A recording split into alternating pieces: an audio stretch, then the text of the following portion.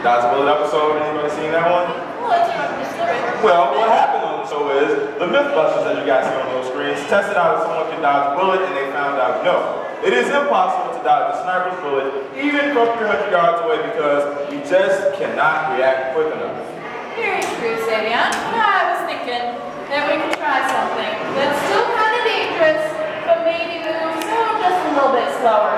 Like what, Danielle? Oh, I don't know, maybe paintball?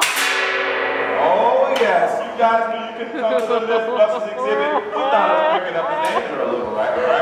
One of you will end up in the firing line trying to dodge one of those paintballs. But first, we want to know what you guys think about that myth. Can someone dodge a paintball? Raise your hand if you say yes, it is possible to dodge one of those paintballs. Okay? Now raise your hand if you say no way. That's how fast that thing went. Right? Pretty close. I think we had a couple more hands that were optimistic though. So our prediction is going to be yes, it is possible for someone to dodge a paintball. So that sounds a lot like a hypothesis, right, Savion? Yes, it does. That's part of the scientific method, which they use all the time on the Mythbusters show. Except they disguise their hypothesis as the myth. Yes, absolutely. Does anyone know any other parts of the scientific method they want to let us know? What do we do with the hypothesis? We test it out, absolutely. Yes, sir. You got to test it out, and that's the experiment. The experiment is our test with, one for him and one for you, so you can have one as well, all right? The experiment is our test with measurable results, all right? So we have the hypothesis, we have the experiment. Now, what do we need to do to wrap up the entire scientific method?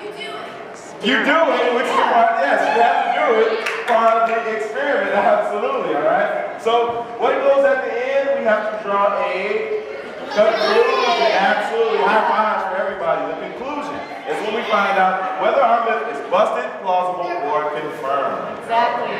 Well, Savion, I think I saw some hands that did not go up if you were voting. Yeah. But does anybody think maybe you could dodge a paintball? Who thinks maybe? Okay, yeah. Alright. So what are some reasons why maybe you could, maybe you couldn't dodge a paintball? What might it depend on? Distance.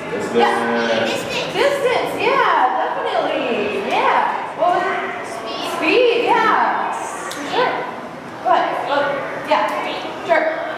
Oh, wait. I thought you were saying me. Yeah. Wait. Okay. What were you going to say? Not sure? That's all right. So, here, you can have some. All right. So what about this, guys? Distance. If I'm standing 2 feet away from this paintball gun, can I dodge it? No. Well, you should try it, though. No, thank you.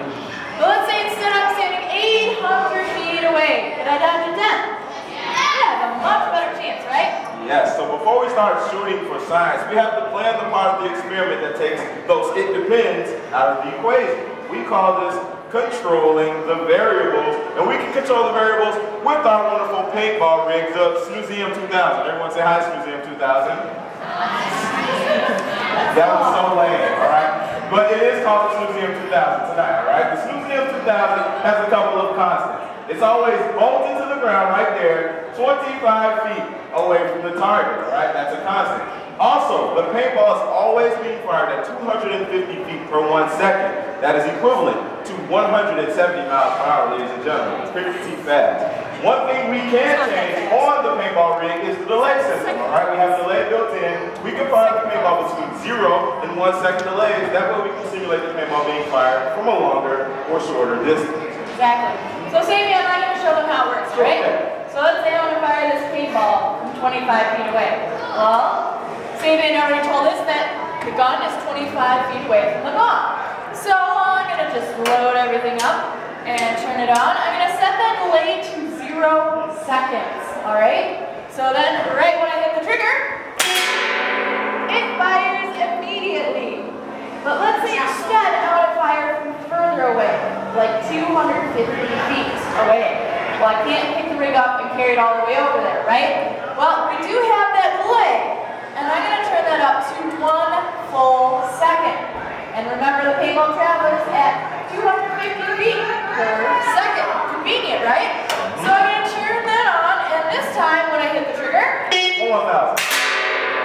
The time between when I hit the trigger and when the paintball hits the gong back there is the same time it would take that paintball to travel to 250 feet. Absolutely. So we can control these paintball rate variables as much as we want. But something we have absolutely no control over is how quick one of you could react to one of those paintballs. And we want the fastest Mythbuster out there to be our paintball dodger. That's right. So before the show, we found some very brave volunteers that were willing to sign legal waivers.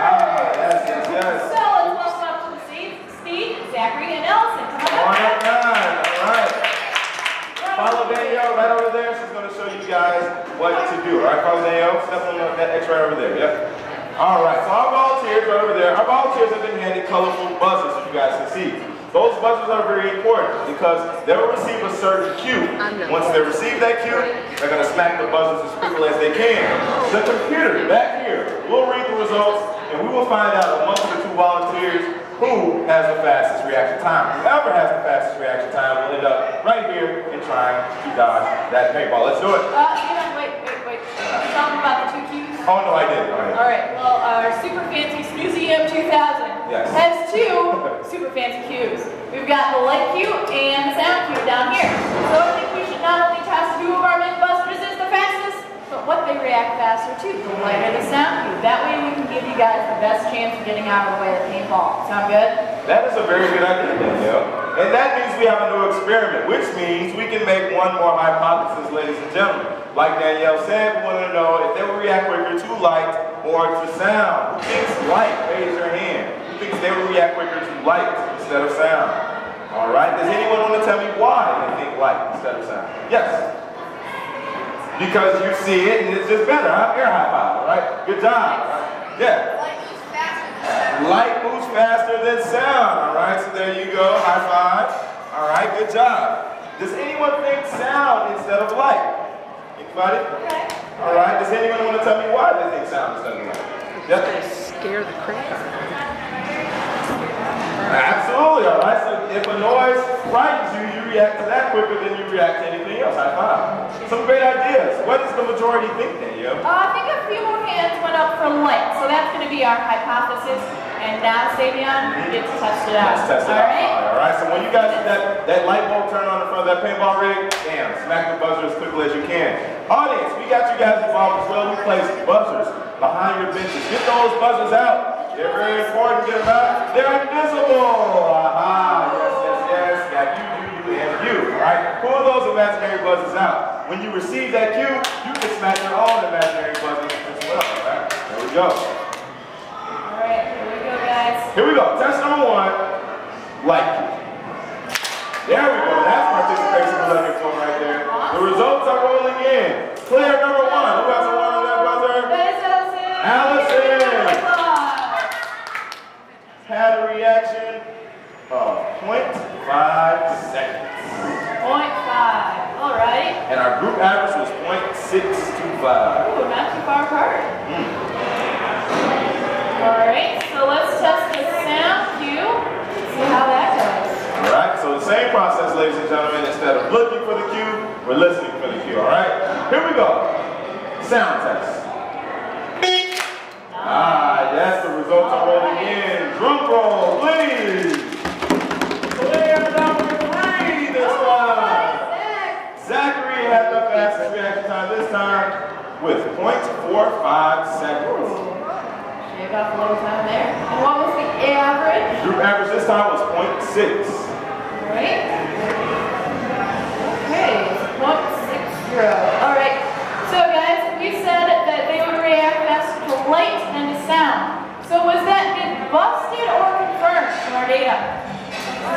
Well, they actually reacted faster to sound. And Zach, you had the fastest time overall. So are you still ready and willing to dodge a paintball? He says yes. All right, let's give them both big round of applause. All right. Thank you very much, Allison. All right. So while Zachary gets suited up over there in the latest paintball gear, let's talk a little science, all right? According to scientific literature, it turns out that us human beings, we react quicker to sound cues than we do to light cues. And it has to do with how our brain processes the different stimuli. Our brain can process sound information quicker than it can process light information. So that's a fun science fact for you guys. as we turn our attention to Zachary, who has on the latest paintball gear, our padded lab coat, his very own face mask, and ladies and gentlemen, Zachary gets something that you should never leave your home without. Your very own personal riot shield to protect us from that paintball. Yes, he looks like he's ready to do science. Let's give Zachary a round of applause. All right, Zachary, so you're going to hold it like this, hold it up, keep the riot shield up, okay, and what you're going to do is keep your elbows tucked in and then jump to the side, okay, so give us a test jump there. Nice. Perfect. And don't worry about the walls, they're padded so you can run all the way into them, okay? Make sure you don't twist or anything, because we don't want it to hit you, we want it to hit the shield, all right? You ready? All right, he looks ready. All right, Zachary, I heard a little secret about you before the show. Someone told me that you are a ninja, okay? So we're going to start you off with no delay, all right? So it's like firing the paintball from 25 feet away. Are you ready? Here we go. Test number 1, firing the paintball with no delay. Savion, I don't think that was very fair. It wasn't, but it was very funny. Yes. All right. But this means you're not a ninja, right? But that's okay, I'm not either. So it's basically impossible to dodge it with 0 delay, so we're going to crank it up a little bit, all right? Okay, right back on that X there. Perfect. All right. Yes, I'm not even gonna lie. That first one was for you guys right there. All right, so now we're gonna increase the delay now to 0.4 seconds now, which is a simulated distance of 100 feet. Are you ready, Zachary? Here we go. Test number 2, 0.4 second delay. Oh! All right. Pretty good. So you got quick reflexes there. So you're doing a great job dodging, and we're gonna bump it up even more, give you even more success. All right? Let's give a big round of applause. All right, here we go. Test number 3 will be a 0.7 second delay, a simulated distance of 75 feet. Are you ready, Zachary? Here we go. Test number 3, 0.7 second delay. Yay! Nice job. All right, you can go ahead and take off that face mask for me. So you're able to dodge the paintball coming at you at 170 miles per hour. Next to the paintball, make sure everyone else is 175 feet away, all right? Give them a big round of applause. All right, Zachary. Now it is time for the conclusion, ladies and gentlemen, all right? We made a prediction, a hypothesis. I asked you guys if you thought that it was possible to dodge one of those paintballs. That was our myth. Was our myth confirmed, busted, or plausible? Plausible, absolutely. So those actually got hit by a couple of paintballs. He also dodged one as well. It depends on the different circumstances. Yeah, exactly. We also found out that according to scientific literature, people in general react faster to sound than lights. So what are some sounds that we react to in our daily lives? Yeah. Alarm clock. Alarm clocks, yeah, definitely. The school bell, yeah, definitely. You got one? Car horn, yeah, definitely. So there's lots of sounds that we hear all the time. Plenty of sounds here all the time. So you guys gave Zachary a round of applause. Give yourselves a round of applause for participating.